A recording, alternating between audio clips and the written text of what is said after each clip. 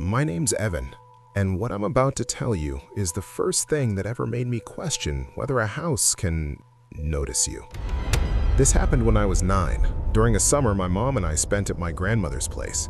It was one of those old houses where every sound travels, where you can hear pipes breathe, and wood shift, and the air conditioner click like a warning. My grandma went to bed early that night. I stayed in the living room with a blanket watching cartoons at low volume so I wouldn't wake her up. I remember feeling safe, not happy, just safe. And then I saw movement near the hallway.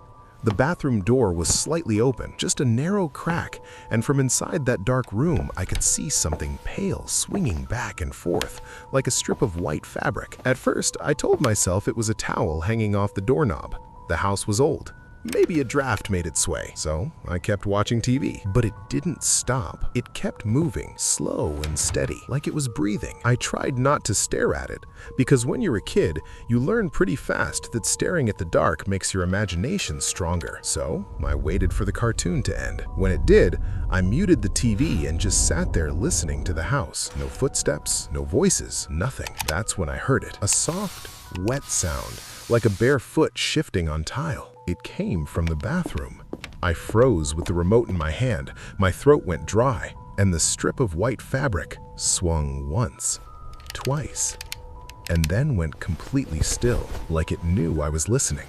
I told myself I was being stupid. I stood up, walked into the kitchen, and poured myself a glass of milk, because doing something normal makes fear feel less real. But the whole time I was in the kitchen, I felt like someone was standing behind me. I kept expecting to feel a hand on my shoulder. When I walked back into the living room, the bathroom door was still cracked. The white thing was still there, and I hate that I remember this detail so clearly.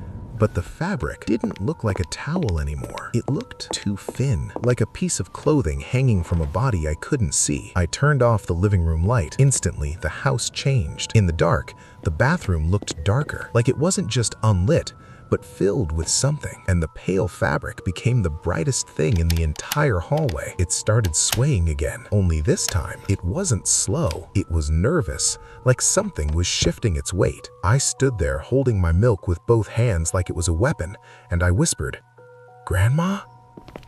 No answer. So, Grandma? I did what kids always do when they're terrified. I walked toward it anyway. Step by step, I crossed the hallway.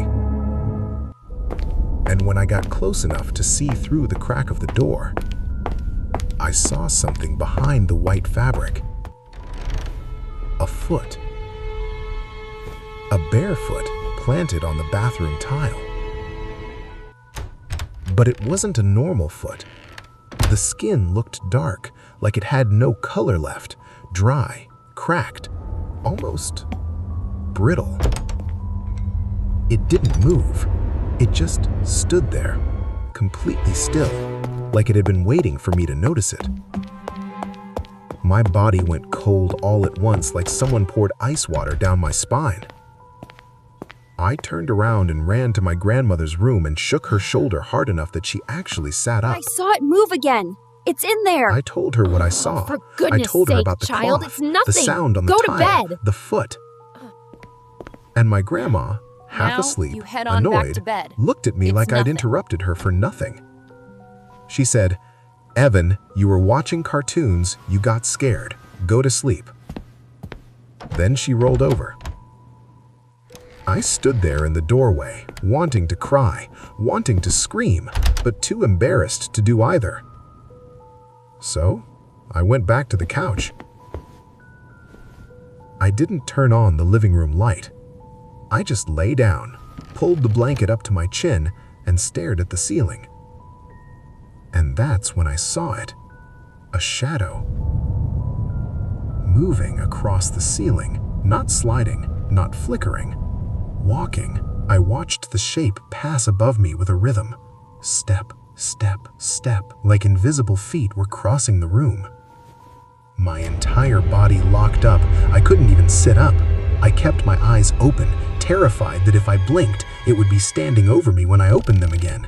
The shadow reached the corner of the ceiling, and then, Very slowly, it began moving back, step, step, step, coming toward the couch. I shut my eyes and pretended to be asleep because I had no other plan. And then I heard it, right next to my ear. A whisper, not a word I could understand, just air shaped like speech. And I felt the couch cushion sink slightly, as if someone had sat down beside me. My heart was pounding so hard I could feel it in my teeth. I wanted to call for my grandmother again, but I knew she wouldn't believe me. So I stayed perfectly still. I don't know how long I laid there like that. Minutes, maybe an hour, until I must have passed out from exhaustion. When I woke up, the sun was up. The house looked normal. My grandma was in the kitchen making coffee like it was any other morning. I almost convinced myself I dreamed it. But when I walked past the bathroom, the door was wide open, and on the tile floor, right where that foot had been, was a single, wet footprint. Just one, not leading in, not leading out, like something had stood there long enough to leave a mark, and then vanished. I stared at it until it dried, and I never told my grandmother about that part, because the truth is, I didn't want her to laugh. I wanted someone to tell me it made sense. But it didn't, and even now, years later, I still think about that night whenever I'm alone in a quiet house. Because sometimes, right before I fall asleep, I swear I hear a soft shift on tile. And I wonder if the house remembered me, or if something inside it learned my name.